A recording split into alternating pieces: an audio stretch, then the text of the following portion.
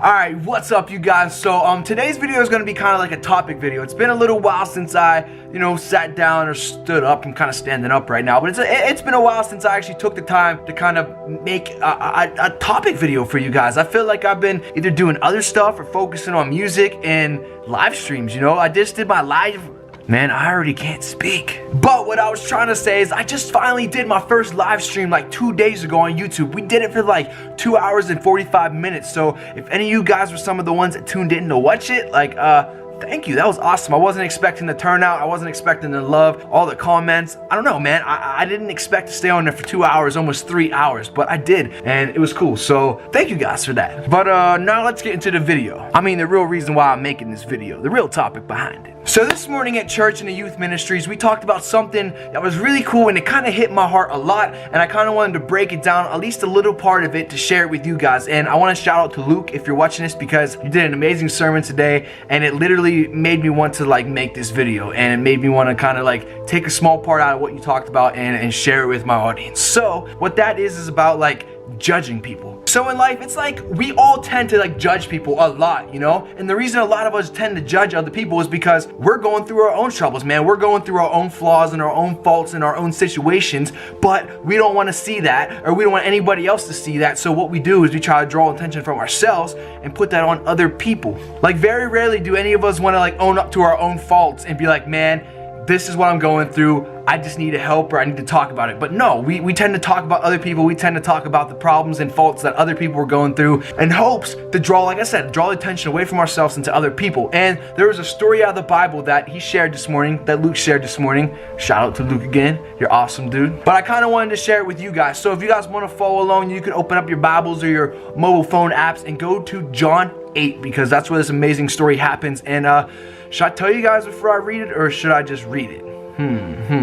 Okay, I just decided I'll just read it first, because I don't want to confuse anybody, and I don't want to confuse myself, because sometimes I tend to do that when I'm making these videos. I start at one point trying to get to another point, but then I end up at 50 points in between and forget where I was even going in the first place. So we're just going to read it from the top, and this is what it says. John 8. Jesus returned to the Mount of Olives, but early in the morning he was back at the temple. A crowd soon gathered, and he sat down and taught them. As he was speaking, the teachers of religious law and the Pharisees brought a woman who had been caught in the act of adultery, which means, two people that, or someone that cheated on their spouse. That's basically what adultery means. They put her in front of the crowd. They said, "Teacher," to Jesus, "this woman was caught in the act of adultery. The law of Moses says to stone her. What do you say?" So they're asking Jesus, what would you do? Or what do you say that we should do? Mr. Prince of Peace, Mr. Peaceful Guy, your rules say to stone the girl. What are you gonna say?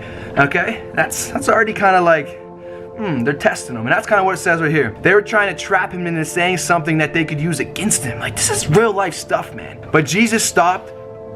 No, it says, but Jesus stooped down and wrote in the dust with his finger. They kept demanding an answer, so he stood up again and said, "All right." This is the most important part right here. Just remember this part. Remember this part. He says, "All right, but let the one who has never sinned throw the first stone." That's amazing. He's saying, all you people are trying to condemn this person and point out the flaws that this woman did.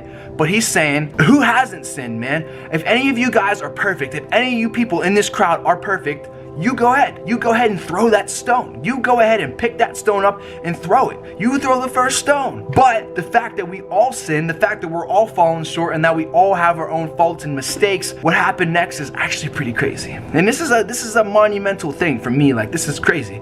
All the people that were trying to that thought they had Jesus trapped, and they were trying to we got him now. What's he gonna say?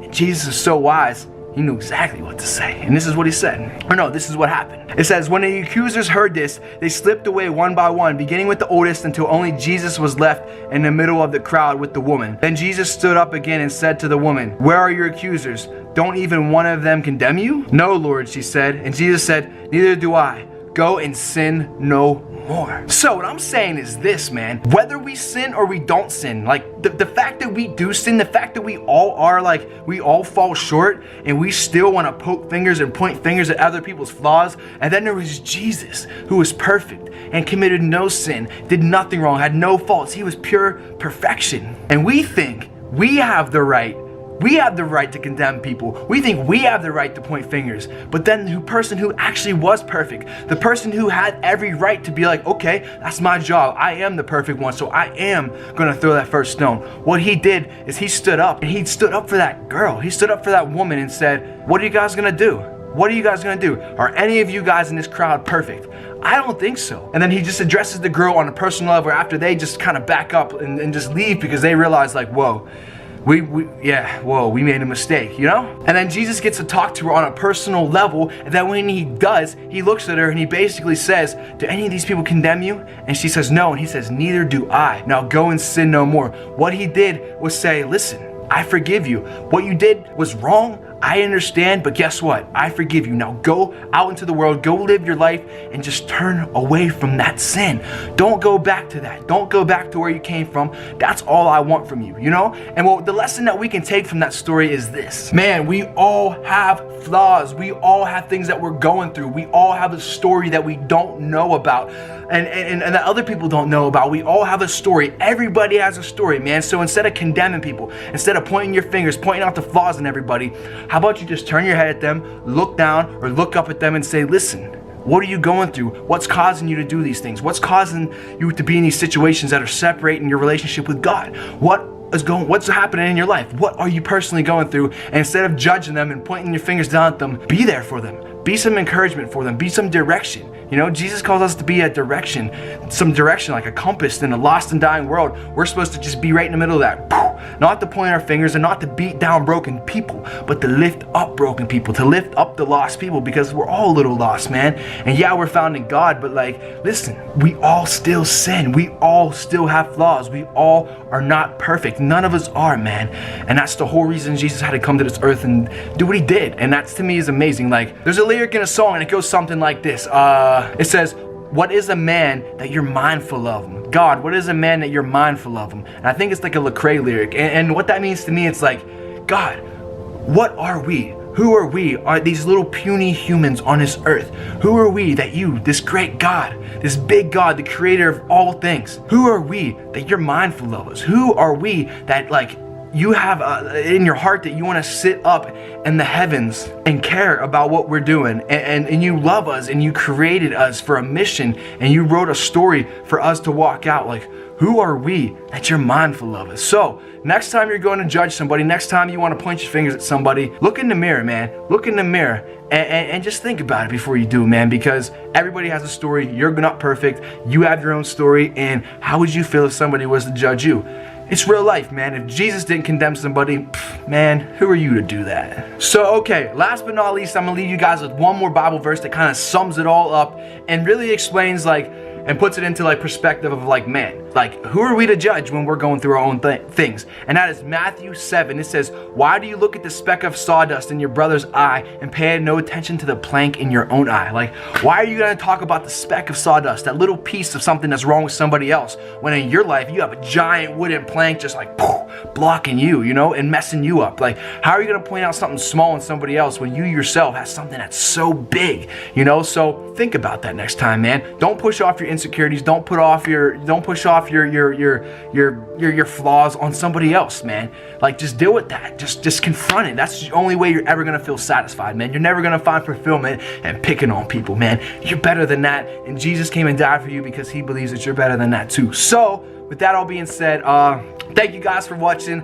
I hope that made somewhat of sense. I'm sorry I'm a little bit energetic, but that's just I haven't been able to share a message with you guys, and you know, I finally got to do that today. So, and I think I just got my workout too by making this video. I'm just like, but you know, that's what happens. So I'm gonna be doing another live stream soon, within the next like day or two. I'm gonna try to do them as much as possible. So now that you guys know to start expecting that, man. Start expecting the live streams. And if you guys have any questions or anything you want to ask ahead of time, or if you just want to wait for the streams, pour in and ask your questions. Let's get to know each other on a personal level and hang out. Yeah, big plans for this summer. Awesome. There's a 3-song. Should I tell you guys, or should I like that just be for the people who take the time to tune into the live stream? Because I already told them. Should I just save it for the live stream?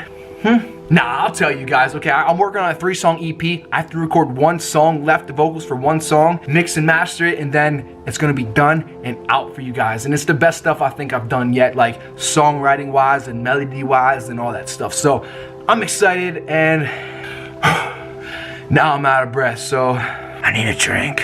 But alright, I'm gonna go. Thank you guys so much for watching as always, and peace. Don't judge another person, man. We're all going through our own stuff. Let's lift each other up instead of pushing each other down. You're beautiful, for real. Thanks for watching again. Ciao. Peace.